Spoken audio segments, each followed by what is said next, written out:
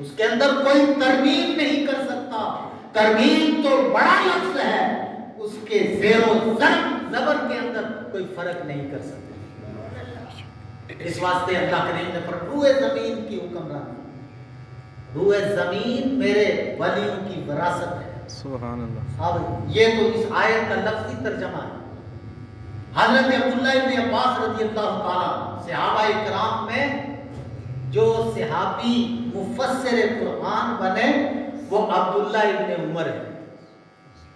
اور اللہ کے رسول نے آپ کے لیے دعا فرمائی، اللہ ابن عمر کو دین کی سوجھ بوجھ عطا فرما. جس کے دین کی سمجھ کے لیے اللہ کے رسول امام الانبیاء دعا کریں، اس کے علم کا عالم کیا ہوگا.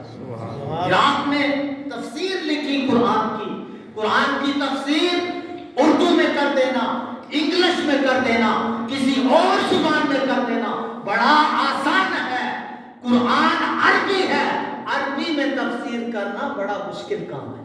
سبحان اللہ. عبداللہ ابن عباس نے عربی میں تفسیر نہیں فرمائی بلکہ قرآن کی تفسیر قرآن سے فرمائی. ایک آیت کو رکھا اس کی تفسیر، پھر قرآن کی آیت سے پیش کر دی. وہ آپ نے جو تفسیر ابن عباس مشہور ہے، آج بھی ہر جگہ ہر لائبریری کی زینت. آپ نے لکھا کہ اللہ کریم کا یہ فرمان ان الارض، ارض سے مراد آپ نے فرمایا آنی ان الجنت، کہ اللہ کے ولی جو ہے دنیا کی کیا حقیقت اور حیثیت ہے. اللہ کے ولی جو ہیں یہ تو جنت کی زمین کے مالک ہیں. اور جو جنت کی زمین کے مالک ہیں، قرآن جنہیں جنت کی زمین کا مالک کہے، دنیا ان کے پاؤں کی ٹھوکر ہوتی ہے. لیکن اس کے باوجود اللہ کریم نے فرمایا کہ روح زمین کی حکمرانی، روح زمین کی وراثت جو ہے وہ میرے ولیوں کی ہے. اب مسلمان کو یہ بات سمجھ آئی کہ نہیں آئی؟ یہی تفسیر جب ایک انگریز عیسائی انتہائی متعصب، مسلمانوں کا سب سے بڑا دشمن، یہی آیت سامنے رکھ کر کہ یہ کیسے ہو سکتا ہے کہ مسلمان یہ اعلان کرتے ہیں کہ روح زمین کی حکمرانی اللہ کے ولیوں.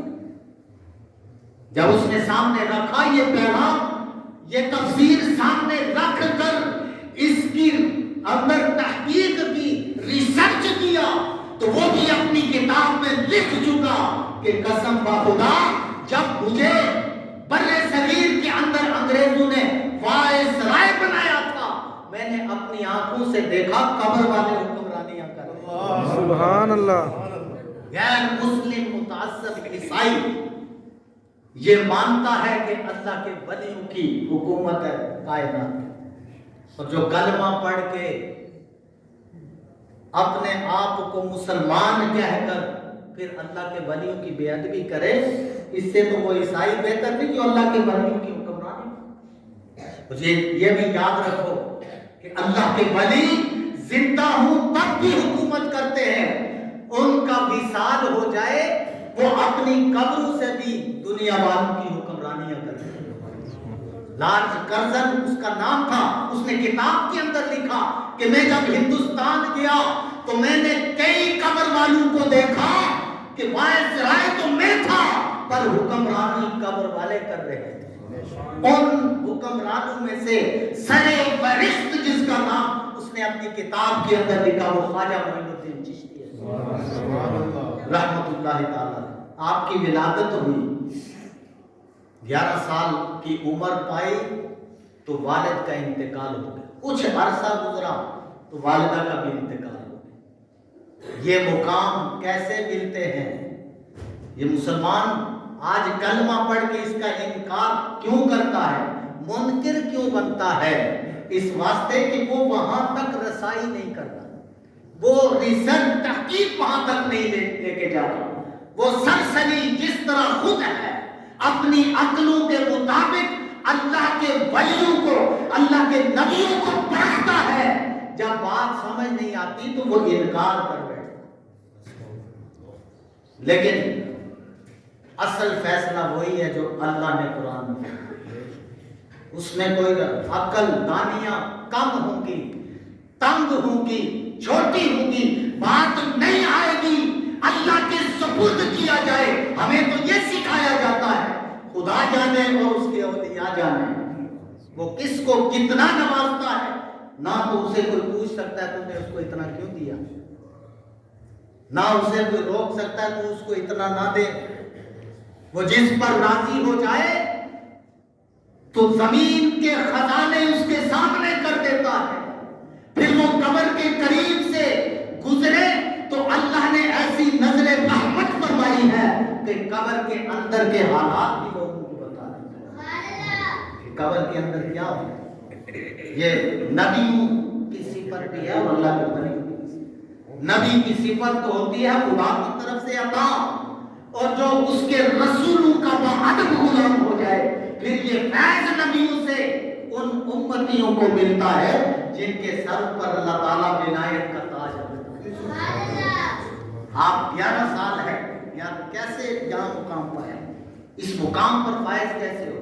ہمیں تو بات سمجھ نہیں آتی، ہم اس واسطے کہ ہم اپنی عقل پر خواجہ معین الدین چشتی کو پرکھتے ہیں، ہم نے اندازہ ہی نہیں لگایا کہ خدا نے ان پر کتنا بڑا انعام فرمایا۔ 11 سال والدہ کا بھی انتقال ہوا، زمین جو آپ کے والد کی طرف سے وراثت تھی تقسیم ہوئی، نصف بڑے بھائی کے حصے میں آگے، نصف آپ کے حصے میں، کچھ باغ بھی ہیں، کچھ کھیتیاں ہیں، آپ باغبانی کرتے ہیں، کھیتی باڑی بھی کرتے ہیں، بڑے اچھے طریقے سے اپنی زمین کی دیکھ بھال کر لیں، باغ کے اندر ہیں اور شدت کی گرمی ہے، باغ کے درختوں نے سایہ دیا، آپ اس سائے کے اندر بیٹھے ہیں اور اس سائے میں بیٹھ کر اللہ کا ذکر بھی کر رہے ہیں۔ الا بذکر اللہ تطمئن القلوب۔